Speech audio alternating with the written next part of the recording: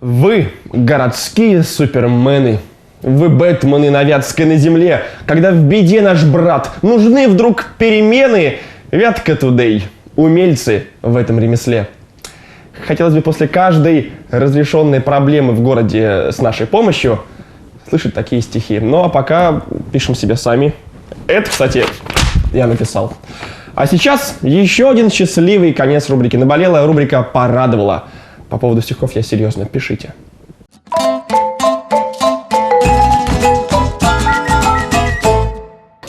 Мая мы рассказывали вам о блошином рынке, который открылся прямо во дворе дома номер 6 по улице Карла Липкнехта. Это безобразие у нас около дома с марта месяца. Каждую неделю мы звоним, все говорят, на этой неделе вывезем, на этой неделе вывезем. У нас все больше и больше и больше. Видите, как наросло? Мы позвонили в САП. Мастер пересказал ответ начальника. Он сказал, что все вопросы в письменном виде от управляющей компании, с которой у нас заключен договор. Прошло всего 4 дня, и, как мы видим, мусор практически весь убрали. Yes.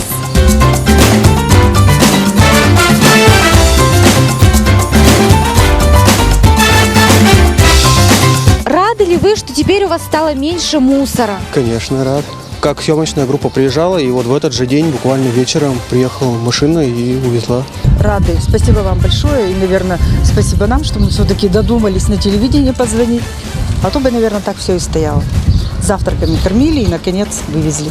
А эту кучку оставили, я позвонила в субботу. Сказала, ребята, у нас мусор не весь забрали, когда вы приедете. Они сказали, приедем сегодня, все заберем. Но сегодня уже вторник, и никого нет. Спасибо, что у вас такая передача есть, что ездите. Эти безобразия у нас прекращаются за счет телевидения. Мы надеемся, что спецавтохозяйство все-таки уберет оставшийся мусор, и тогда двор дома номер 6 по улице Карла Липкнехта уж точно можно назвать будет образцовым. Оксана Стяжкина, Александр Рожков, программа «Вятка Today».